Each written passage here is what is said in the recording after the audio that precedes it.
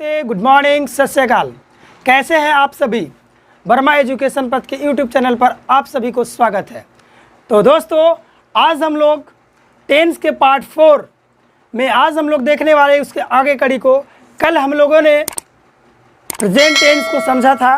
Present tense, present continuous, present indefinite और present perfect. आज हम लोग इसके आगे वाली कड़ी को यानी कहते हैं present perfect continuous. Present perfect continuous, आखिर इसका टेंस का निर्माण कैसे हुआ, इसके स्ट्रक्चर क्या होती है, पहचानने का नियम क्या होता है, इस चीज़ों को समझेंगे। इसके पहले मैं प्रेजेंट परफेक्ट कंटिन्यूअस को समझाने से पहले मैं पास्ट इंडेफिनिट को समझाना देना चाहता हूं, ताकि आप पहले उसके कंसेप्ट को जान जाएंगे। तो आइए अभी हम लोग जानेंगे पास्ट इंडेफिनिट। देखिए past indefinite, past indefinite, past indefinite क्या है? तो फर्स्ट ऑफ ऑल ये हमने जानने का प्रयास करेंगे कि इसका हिंदी पहचान क्या है।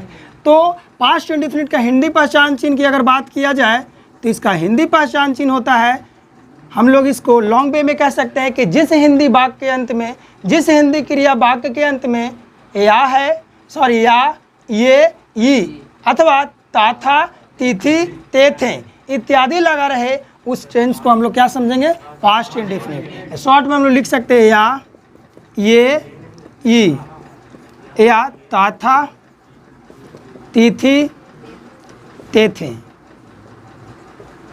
इत्यादि। किसी भी वाक्य के अंत में अगर ये लगा हुआ है तो आप समझ लीजिए कि वो कौन सा टेंस का वाक्य है? Past indefinite. तो पास्ट इंडेफिनिट का स्ट्रक्चर क्या होता है? तो सिंपली हम लोग इसको जान सकते हैं कि subject plus V2 plus object, ये आपका पास्ट इंडेफिनिट का स्ट्रक्चर हुआ। Subject plus V2 plus object. अब इसकी बात किया जाए नेगेटिव की, तो जैसे अफर्मेटिव स्ट्रक्चर मैंने आपको बता ही दिया, subject plus V2 plus object. अगर इसकी नेगेटिव की बात किया जाए तो मैंने कल ही बताया था आपको, किसी भी सेंटेंस का नेगेटिव फॉर्मेशन बनाने के लिए किसकी ज़रूरत पड़ती है? हेल्पिंग वर्ब की। तो इसमें हेल्पिंग वर्ब मुझे नज़र नहीं आ रही है, तो वो हेल्पिंग वर्ब कहाँ से आएगी? मैंने कल ही आपको बताया था कि एक हेल्पिंग वर्ब होती है डू, जिसका फर्स्ट फॉर्म होता है डू, सेकंड फॉर्म होता है डिड और थर्ड फॉर्म होता है डन। यहीं से इन्हें V2 के फॉर्म में हम लोग हेल्पिंग वर्ब लेंगे, तो इसका V2 क्या होगा? डिड। तो ये हेल्पिंग वर्ब हम लोग यहाँ से लाने का प्रयास करेंगे।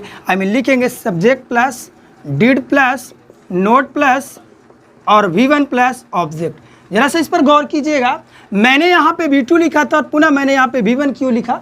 इसके पीछे रीज़न है कि मैंने सेंटेंस में इस V1 के पहले ही यहाँ पे देखिए मैंने V2 का प्रयोग कर दिया। और जब मैंने देखिए यहाँ से मैंने आपको बताया था कल ही, ये V2 है, और जब V2 का प्रयोग एक बार कर ही दिया तो दोबारा हमारी करनी क्या जाएगी? सुपरफ्लॉस। यानी ये कहानी गलत बन जाती है, 2 बार हम V2 का प्रयोग नहीं कर सकते हैं, यानी कि ये आपका नेगेटिव स्ट्रक्चर तैयार हुआ। अब इसकी इंट्रोगेटिव की बात करें तो इंट्रोगेटिव सेंटेंस मैंने कल ही बताया था आपको कि जब भी स्टार्ट होती है तो किससे? हेल्पिंग वर्ब से। तो हेल्पिंग वर्ब से स्टार्ट करेंगे तो आएगा did plus subject plus V1 plus object plus question mark. ये आपका इंट्रोगेटिव सेंटेंस हुआ। और इसी का अगर बनाने की बात की है नेगेटिव इंट्रोगेटिव की बात किया जाए तो इसमें आ जाएगा आपका did plus subject plus not plus V1 plus object plus question mark. ये दोनों के दोनों कहलाते क्या है? ये दोनों के दोनों मैं आपको बता दूं, इसको हम लोग क्लोज इंडिड बोलते हैं। क्या बोलते हैं? Close indeed. क्या बोलते हैं? Close indeed. क्लोज इंडिड के अंतर्गत दोनों आते हैं। उसके बाद अगर बात किया जाए तो मैं WH की बात किया जाए, WH स्ट्रक्चर की, तो WH स्ट्रक्चर आ जाएगा यहाँ पे WH member plus subject plus, है ना, V1 प्लस, है ना, ऑब्जेक्ट प्लस क्वेश्चन मार्क। इसका नेगेटिव भी आप इजीली इसी तरह से बना सकते हैं। चाहे तो आप यहाँ पे नोट ना लगा करके हेल्पिंग वर्ब के साथ शॉर्ट फॉर्म लिख सकते हैं। Didn't plus subject plus V1 plus object. यहाँ पे WH वर्ड के बाद आप यहाँ पे हेल्पिंग वर्ब को प्रयुक्त करेंगे, उसके बाद सब्जेक्ट को, V1 को, उसके बाद ऑब्जेक्ट को। और इसका नेगेटिव इसी तरह से बना सकते हैं। इसको हम लोग लेकर चलते हैं किसके अंदर? Open ended. किसके अंदर? Open ended. यानी कि ओपन एंडेड ये हुआ, WH को ओपन एंडेड बोलते हैं और क्लोज एंडेड हम लोग इंट्रोगेटिव को बोलते हैं। आई होप आपको पास्ट इंडेफिनिट समझ में आ गई होगी। देखिए मैं इसको एक छोटा सा एग्जाम्पल के माध्यम से समझने का प्रयास करता हूँ। इसका छोटा सा एग्जाम्पल मैं लेता हूँ, जैसे लिख दूँ शीला ब्लैंक्स प्ले क्रिकेट, ये मैंने दिखा। आपके सामने मैं चॉइस देता हूँ, choice number 1 right, choice number 2 यानी बी में प्लेड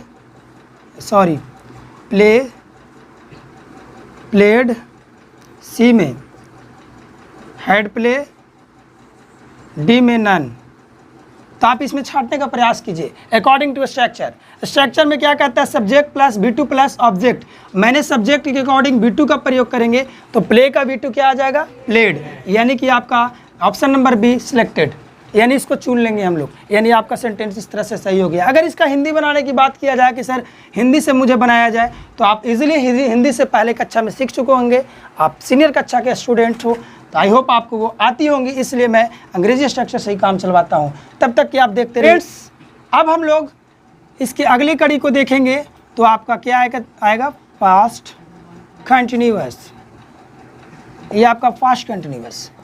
पुनः इसका पहचानने का नियम वही होगा, जिस हिंदी वाक्य के अंत में रहा था, रही थी, रहे थे इत्यादि लगा हुआ रहेगा, तो आप समझ लीजिएगा कि कौन सा टेंस का वाक्य है। इसका लिख सकते हैं हिंदी चिन्ह, पहचानने का नियम, रहा था, रही थी, और क्या कर सकते हैं, रहे थे। समझ जाइएगा कौन सा टेंस का वाक्य है, पास्ट कंटिन्यूअस। इसके स्ट्रक्चर की बात किया जाए तो इसके साथ लिख सकते हो वाज वर प्लस V1 में ING जोड़ देंगे, ये आपका तैयार हो जाएगा आपका स्ट्रक्चर।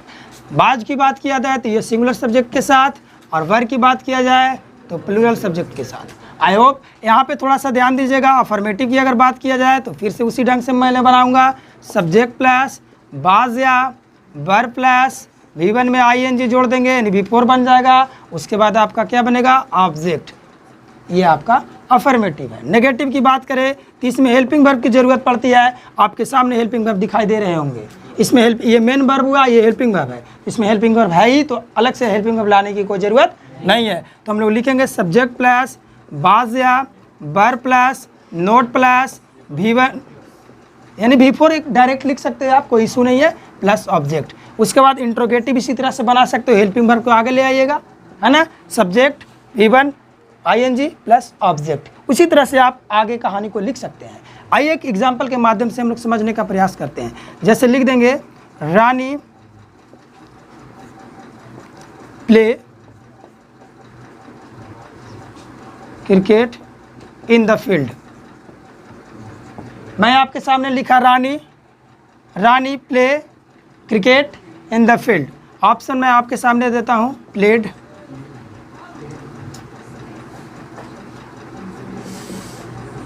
ऑप्शन नंबर बी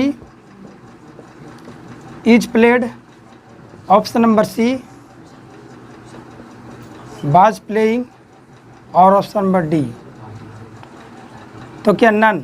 आप सिलेक्शन कीजिए according to past continuous, selection कीजिए। तो आप इजीली दे सकते हैं सब्जेक्ट के बाद आता है आपका क्या, वाज या वर। तो सब्जेक्ट के बाद वाज या वर, इसमें ऑप्शन में यही है ना, रानी के अकॉर्डिंग वाज लगेगा, है ना। उसके बाद प्ले का V4 लगाएंगे तो प्ले में ING जोड़ा हुआ देखिए यही है ना, यानी V4 प्लस ऑब्जेक्ट आपका लिखा हुआ। क्लियर समझ में आ रहा है ना।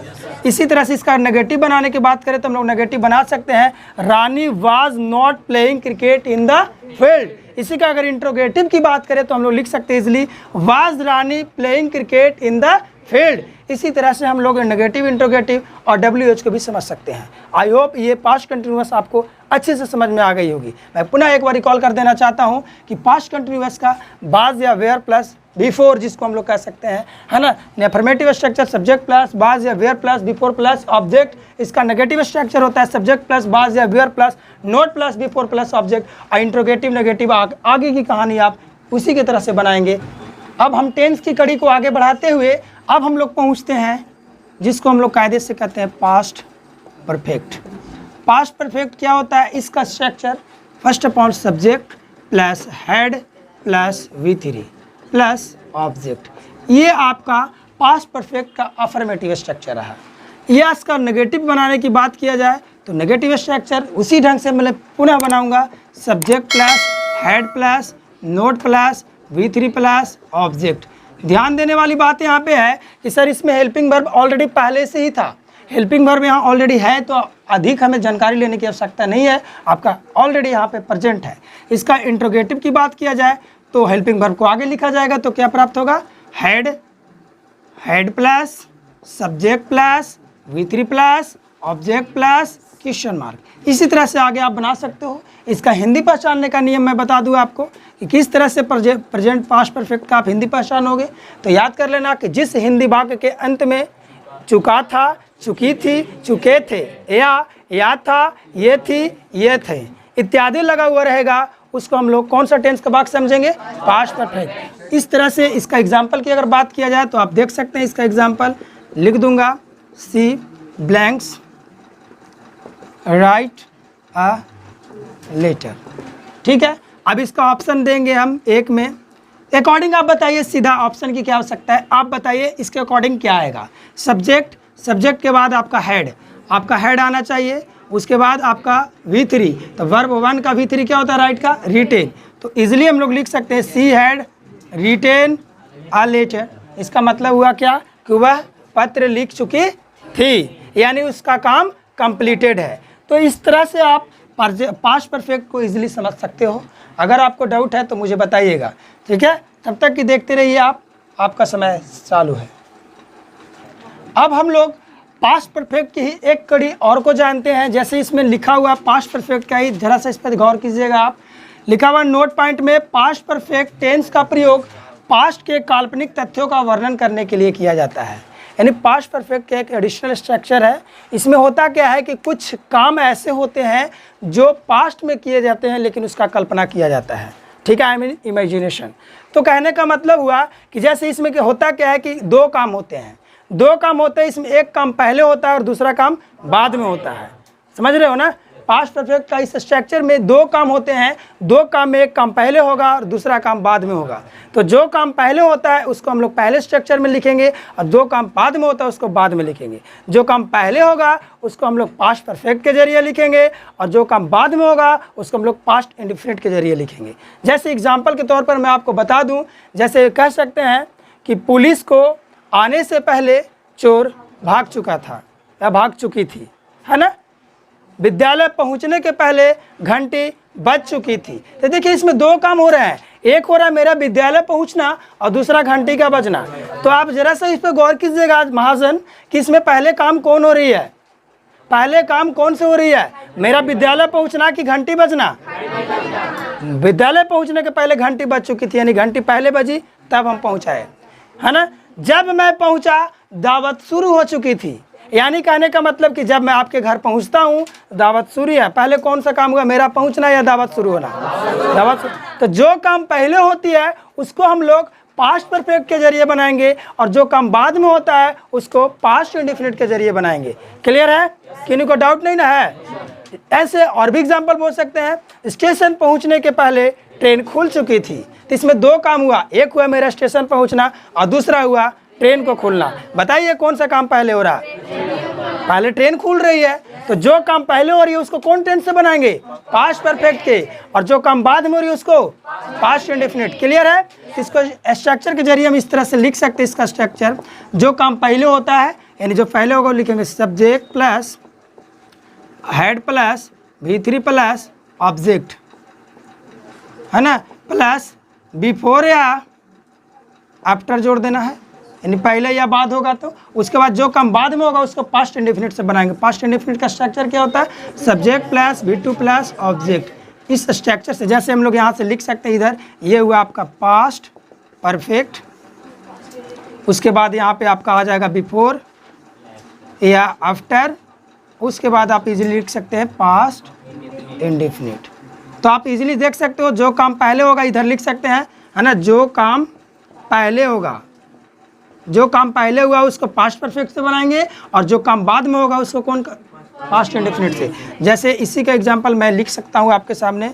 एग्जांपल जैसे पुलिस को आने से पहले चोर भाग चुकी थी, तो पहले चोर का भागना है तो इससे बनाएंगे सब्जेक्ट द थीफ हैड, है ना, रन अवे या फ्ले अवे लिख सकते हैं, रन अवे, है ना, पहले तो बिफोर, है ना, उसके बाद कौन, पुलिस को आना तो लिखेंगे द पुलिस V2 क्या हो जाएगा काम का, केम। इस तरह से आप समझ सकते हो। इस तरह के एडिशनल सेंटेंस पे पास्ट परफेक्ट का एग्जांपल है। आई होप आपको ये अच्छी से समझ में आ गई होगी। अगर नहीं आई हुई तो आपको मुझे बताइए, अब बताना होगा। आगे की वीडियो में मैं इसको फिर से बताऊंगा, वैसे देखते रहिए आप। देखिए एक हिंदी एग्जाम्पल आपके सामने मैं लिया हूँ। लिखा हुआ डॉक्टर को आने के पहले रोगी मर चुका था। यहाँ ध्यान देंगे, इसमें दो काम हो रहे हैं, एक डॉक्टर को आना और दूसरा रोगी को मरना।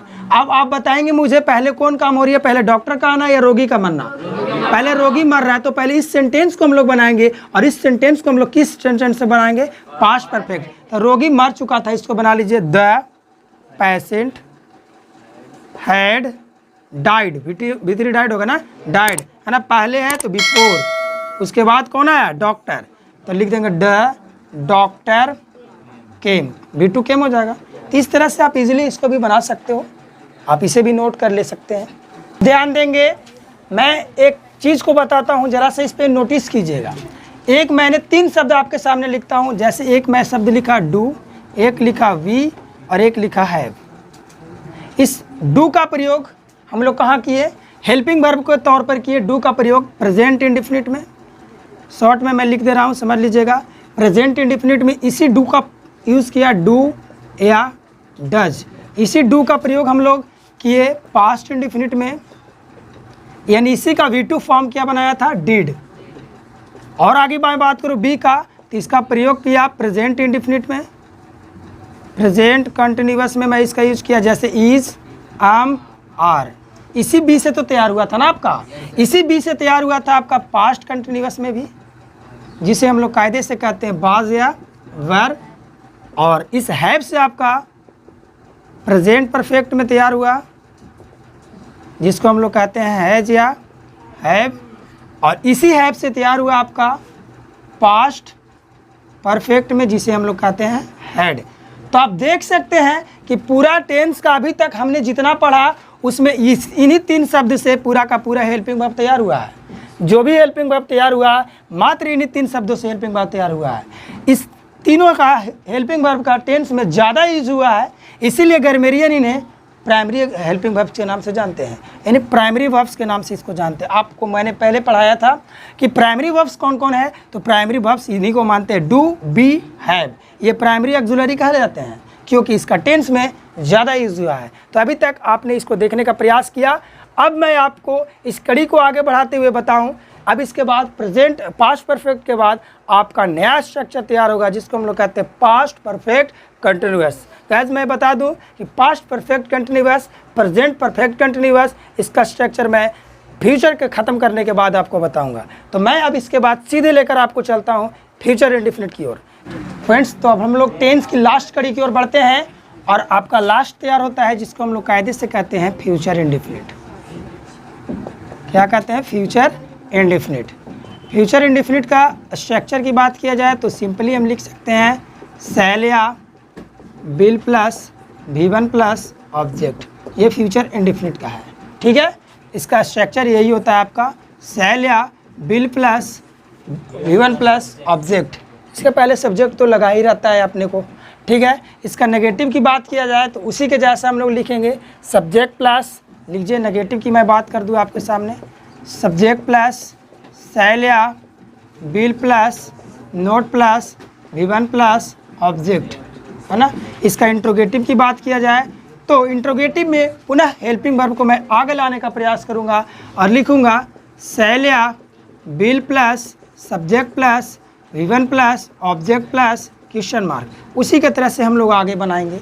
इसका अगर एग्जाम्पल की एक बात किया जाए तो इसको एग्जाम्पल जानने से पहले हम लोग एक अच्छी चीज़ को समझेंगे। फ्यूचर में 2 काम होती है। देखिए ज़रा सा ध्यान दीजिएगा, इस पर नोटिस कीजिएगा चीज़ों को, मैं क्या बताने जा रहा हूँ। एक ध्यान दीजिएगा, आपका शैल होता है, ये शैल होता है। शैल का प्रयोग हम लोग किसके साथ करते हैं, कौन सा सब्जेक्ट के साथ करते हैं? एक होता है आई और दूसरा होता है वी। आई और वी के साथ हम लोग किसका प्रयोग करते हैं, शैल का। और दूसरा होता है आपका विल, जिसका प्रयोग हम लोग अदर सब्जेक्ट के साथ करते हैं। अब कहे अदर सब्जेक्ट का है तो क्या हुआ बताइए ज़रा सा। अदर सब्जेक्ट कहने का मतलब हुआ you, they, he, she, it और नेम, ये आपका अदर सब्जेक्ट हो गए। क्लियर है, ये आपके अदर सब्जेक्ट हो गए। यानी आई और वी के साथ हम लोग शैल का प्रयोग करेंगे और विल का प्रयोग अदर सब्जेक्ट यानी you, they, he, she, it, name, इसके साथ हम लोग किसका प्रयोग करेंगे, विल का। तो गाइस ध्यान देंगे इस चीज़ को, जब इसका हम लोग प्रयोग करते हैं तो ये प्रयोग अपने आप में नॉट फिक्स्ड होता है। क्या होता है, नॉट फिक्स्ड। नॉट फिक्स कहने का मतलब ये फिक्स नहीं होता है। देखिए जैसे भविष्य में होने वाली काम, जैसे फिक्स की बात किया जाए, ना फिक्स की बात किया गया, जैसे आपने मुझे इनवाइट किया तो मैं आपको अगर कह दूं कि I shall come home tomorrow, I shall come home at your tomorrow बोल दूं कि मैं तुम्हारे घर कल आऊँगा, मैं तुम्हारे घर कल आऊँगा, तो ये डिफिनिट रूप से हम नहीं कह रहे कि मैं तुम्हारे कल आऊँगा ही, हो सकता है हम आए भी नहीं भी आ सकते हैं। तो इसको हम लोग नॉट फिक्स मान के चलते हैं, यानी अपने आप में ये फिक्स नहीं है। और जब अपने आप में फिक्स नहीं होता है तो इसको हम लोग दो कैटेगरी में बांट कर चलते हैं नॉट फिक्स को। एक को हम लोग कहते हैं ओपिनियन और दूसरा को कहते हैं फ्यूचर एक्शन। यानी कि ओपिनियन, ओपिनियन मीन्स क्या होता है,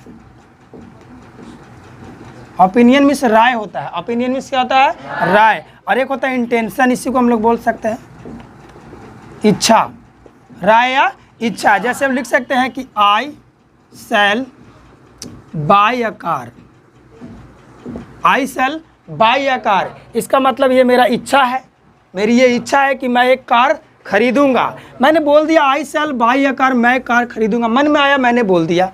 कोई ज़रूरत नहीं है भाई कि मैं बोल दिया तो कार खरीद ही लूँगा, क्यों नहीं कर दूंगा, क्योंकि इससे पता चल रहा है कि अपने आप में क्या नहीं है, फिक्स नहीं है। ध्यान से समझिएगा चीज़ों को, बहुत अच्छा चीज़ है ये अपने आप में फिक्स नहीं है। आई शैल बाय ए कार कहने का मतलब कि मैं बोल दिया कि मैं एक कार खरीदूंगा, तो ये अपने आप में फिक्स नहीं है। मैं खरीद भी सकता हूँ और नहीं भी खरीद सकता हूँ, यानी अपने आप में ये फिक्स नहीं है। और दूसरा को हम लोग कहते हैं फ्यूचर एक्शन। क्या कहते हैं, बोल के सुनाइएगा, फ्यूचर एक्शन। जैसे मैं बोल दूंगा कि माय फ्रेंड के साथ क्या लगेगा बताइए, शैल या विल। मैं लिख देता हूं दोनों, शैल या विल या शैल कम हियर टुमारो। मैं लिख दिया कि my friend will shell come here tomorrow. अब आपको सिलेक्ट करना है माय फ्रेंड के साथ क्या लगेगा। देखिए ये आपका अदर सब्जेक्ट में आ जाएगा कि ना, माय फ्रेंड। यहाँ आई और बी के साथ सिर्फ शैल लगता है और यहाँ पे माय फ्रेंड है तो ये आपका अदर सब्जेक्ट है। और जब अदर सब्जेक्ट है तो इसके साथ शैल लगेगा या बिल, यानी कि हम लोग शैल को गलत काटेंगे और बिल को सही मानेंगे। ये फ्यूचर एक्शन है कि कल हमारा दोस्त आएगा, यहाँ आएगा मेरा कल दोस्त। ये फ्यूचर एक्शन को बता रहा है कि कल आएगा, आने वाले भविष्य की बात कर रहा है, जो कि अपने आप में फिक्स नहीं है, नहीं भी आ सकता है। तो ये अपने आप में फिक्स हुआ। दूसरा इसका कड़ी जो होता है उसको मैं बताता हूँ इसके रिवर्स। अब मैं इसी का दूसरा कैटेगरी की बात करूँ तो एक मैं लिखता हूँ शैल, और इस शैल का प्रयोग हम लोग किसके साथ करेंगे आप बताइए, या पहले मैं विल लिख देता हूँ, विल। इस विल का साथ हम लोग प्रयोग करेंगे आई और वी के साथ। आई और वी के साथ अब हम लोग विल का प्रयोग करेंगे। इसके पहले आई और वी के साथ शैल का प्रयोग कर रहे थे, अब हम लोग आई और वी के साथ विल का प्रयोग करेंगे और बचा शैल। तो शैल हम लोग आप तुरंत जान जाएंगे, अदर सब्जेक्ट। अदर सब्जेक्ट के साथ किसका प्रयोग करेंगे, शैल का। अदर सब्जेक्ट में क्या क्या आता हो मैंने अभी अभी बताया, आपको बताया ना, you, we, they, sorry we नहीं, आई, है ना। ये अदर सब्जेक्ट में आपका मेंशन कर सकते हो, you, they, he, she, it, नहीं, बार बार लिखने की कोई आवश्यकता नहीं है, आप समझ सकते हो। और ये जो होता है अपने आप में फिक्स होता है। ये क्या होता है, फिक्स्ड। बात समझिएगा, ये अपने आप में फिक्स्ड होता है, ठीक है। और इस फिक्स को हम लोग 5 कैटेगरी में बांटते हैं। इसे 5 कैटेगरी में बांटते हैं, जिससे पहले को कहते हैं प्रोमिस। क्या कहते हैं, प्रोमिस। प्रोमिस मिस होता है, क्या होता है, वादा। यानी प्रोमिस मिस वादा होता है। जैसे मैं कह सकता हूँ, आपने बोला मुझे कि सर क्या आप मेरी मदद कर सकते हो, तो मैं आपको कह दूंगा, ऐसे लिखूंगा मैं एक आई, ध्यान रखिएगा, शैल या विल हेल्प यू। अब जरा सा ध्यान देखिएगा, यहाँ पे दीजिए, नोटिस कीजिएगा, आई शैल विल हेल्प यू। आई के साथ हम शैल का प्रयोग कर सकते हैं या नहीं कर सकते हैं, कर सकते हैं कि नहीं कर सकते हैं। अगर आई के साथ हम लोग शैल का प्रयोग करेंगे तो ये अपने आप में फिक्स नहीं होगा। यानी आई शैल हेल्प यू मैंने कह दिया तो आप समझ लीजिएगा कि हमारी मदद नहीं भी होगी, बात समझ रहे हो ना। लेकिन इसी आई के साथ हम लोग किसका प्रयोग करेंगे, बिल का। तो जब बिल का प्रयोग होगा आई के साथ तो ये अपने आप में क्या होती है, फिक्स। इससे पता चल रहा है कि मैं तुम्हें मदद अवश्य करने वाला हूँ। बातें समझ में आ रही है ना। यानी बस थोड़ा सा अंतर है, अगर हम आई के साथ सेल लगाते हैं तो अपने आप में फिक्स नहीं है, लेकिन जब आई के साथ विल का प्रयोग करते हैं तो ये अपने आप में फिक्स माना जाता है, ये अपने आप में फिक्स माना जाता है। यानी मैं आपका मदद अवश्य करने वाला हूँ। बातें समझ में आ रही है ना। और इसी का दूसरा कैटेगरी की अगर बात करें तो दूसरा होता है जिसको हम लोग कहते हैं डिटर्मिनेशन। क्या कहते हैं, डिटर्मिनेशन मीन्स क्या होता है, डिटर्मिनेशन मीन्स होता है इरादा। क्या होता है, इरादा। जैसे कोई आदमी दृढ़ संकल्पित हो जाता है कि मैं इस एग्ज़ाम को क्वालिफाई कर जाऊंगा। तो एक होता है फिक्स्ड और दूसरा होता है नॉट फिक्स्ड। जैसे हम लिख सकते हैं कि आई शैल या विल क्वालिफाई द एग्ज़ाम। अब बताइए, मैं लिखा आई शैल या विल क्वालिफाई द एग्ज़ाम। अब मैं अगर आई के साथ शैल का अगर प्रयोग करता हूं तो बताइए फिक्स्ड होगा कि नॉट फिक्स्ड, नॉट फिक्स्ड। इससे पता चलेगा आगे वाले पर्सन को कि एग्ज़ाम पास कर भी सकता है, नहीं भी कर सकता है। बात समझ में आ रहा है ना। लेकिन जैसे ही मैं बोल दूंगा I will qualify the exam, इसका मतलब हुआ कि वो संकल्पित है, उसका डिटर्मिनेशन बता रहा है कि वो एग्ज़ाम को क्वालिफाई करेगा ही करेगा, अवश्य करेगा। क्लियर है। तो यहाँ पे हम लोग फिक्स्ड में आई के साथ किसका प्रयोग करेंगे, विल का। आई के साथ किसका प्रयोग करेंगे, आई के साथ विल का। इसी का तीसरा कैटेगरी होता है, जरा सा इधर मैं बता दूँ आपको, जिसको कहते हैं थ्रेट। क्या बोलते हैं, थ्रेट मीन्स होता है धमकी। क्या होता है, धमकी। समझ में आ रहा है ना। एगो धमकी दिया जाता है फॉल्स। बातें समझ में आ रहा है ना, जिसको हम लोग नोट फिक्स कह सकते हैं। और एगो धमकी के ले लो एकदम समझ लो कि फिक्स में, कि अगर धमका दिया तो धमका दिया, आप समझ लो। तो अगर फिक्स की बात करेगा, जैसे लिख सकते हैं कि द आर्मी विल या शैल पनिश द टेररिस्ट। यहाँ पे देखिएगा, ध्यान दीजिएगा, द आर्मी विल या शैल, है ना, पनिश द टेररिस्ट। बात समझ में आ रहा है ना। The army will shell punish the terrorist. Clear है। अब यहाँ पे देखिए, द आर्मी के साथ हम लोग अगर शैल का प्रयोग करते हैं या विल का प्रयोग करते हैं तो किस किस्से में जाएगा, मैं आपको बता कर गया। अगर नहीं समझ में आया तो आप फिर से देखिए। मैंने यहाँ आई और वी के साथ क्या लगाया, बिल। अदर सब्जेक्ट के साथ क्या लगाया, सेल। तो यहाँ आर्मी बताइए अदर सब्जेक्ट के अंतर्गत आएगा कि नहीं आएगा। और जब अदर सब्जेक्ट के साथ आएगा तो यहाँ पे क्या लगाना होगा, सेल। अगर आर्मी के साथ जब सेल लगाएंगे तो अपने आप में कहा गया ये जो धमकी है वो क्या होगी, फिक्स होगी। यानी आर्मी का धमकी है, आर्मी और the army shall punish the terrorist. इसका मतलब हुआ कि आर्मी जो है कि आतंकवाद को सजा अवश्य देगा, ये फिक्स है। लेकिन जैसे ही बोल देंगे the army will punish the terrorist, तो इससे आपका नॉट फिक्स का बोध करवाता है, यानी कि सज़ा दे भी सकता है और नहीं भी दे सकता है। क्लियर है ना। तो बस हेल्पिंग वर्ब पर डिपेंड करता है। अगर हम बदल देंगे तो अपने आप में फिक्स होगा और इसको इधर बदल देंगे तो नॉट फिक्स होगा। आपको समझ में आ रही होगी। इसी फिक्स का एक और होता है पाँचवा कैटेगराइज। आप इसको देखते रहिए, मैं उसको आगे बताता हूँ। इसको लिख लीजिए आप, टेक योर टाइम। तो देखिए, इसका चौथा जो यूज होता है उसको हम लोग कहते हैं ऑफिशियल इंस्ट्रक्शन। कभी भी ऑफिशियल इंस्ट्रक्शन देता है तो ऑफिशियल इंस्ट्रक्शन में फिक्स्ड फ्यूचर देता है। जैसे आप एग्जांपल मैं आपके सामने लिखा हूँ, नो कैंडिडेट विल या shall bring his her mobile phone in the examination hall. जब आप एग्जामिनेशन हॉल में जाइएगा तो आपके एडमिट कार्ड के ऊपर इंस्ट्रक्शन में लिखा हुआ रहता है यही, no candidate will shall bring his her mobile phone in the examination hall. कहने का मतलब आप बताइए, ये अपने आप में फिक्स ही होता है। और जब फिक्स है तो बताइए इसके साथ शैल रहेगा कि विल रहेगा, क्या लगेगा। अरे ये तो नो कैंडिडेट आपका अदर सब्जेक्ट आ गया ना, और अदर सब्जेक्ट है तो क्या लगेगा, शैल। यानी इसके साथ शैल को सही मानेंगे और बिल को गलत। कभी भी हमेशा ऑफिशियल इंस्ट्रक्शन रहता है तो उसके साथ शैल लगाएगा। No candidate shall bring his her mobile phone in the examination hall. इसका मतलब हुआ कि कोई भी विद्यार्थी, कोई भी कैंडिडेट एग्जामिनेशन हॉल में मोबाइल लेकर नहीं आएंगे। बात समझ में आ रहा है। और ये अपने आप में क्या है, फिक्स है। ये फिक्स है, किसी को लेकर नहीं आना है, वरना पड़ेंगे डंडे और पनिश भी किए जाओगे। ठीक है। तो ये मैं फिर से बता दूं कि आई और बी के साथ विल का प्रयोग, अदर सब्जेक्ट के साथ शैल का प्रयोग, ये अपने आप में फिक्स माना जाता है। और इस फिक्स को हम लोग 4 कैटेगरी में बांटने का काम किया। पहला को हम लोग कहते हैं प्रॉमिस। इसमें कोई जब वादा करेगा तो अपने आप में फिक्स होगा। जैसे मैं बोलूँगा आई शैल या विल हेल्प यू। अब बताइए आई के साथ क्या लगेगा इसमें, विल, यानी विल बोल दूंगा, आई विल हेल्प यू। इसका मतलब ये मैंने आपसे प्रॉमिस किया कि मैं तुम्हारी मदद अवश्य करूंगा, तो मैं मदद करूंगा।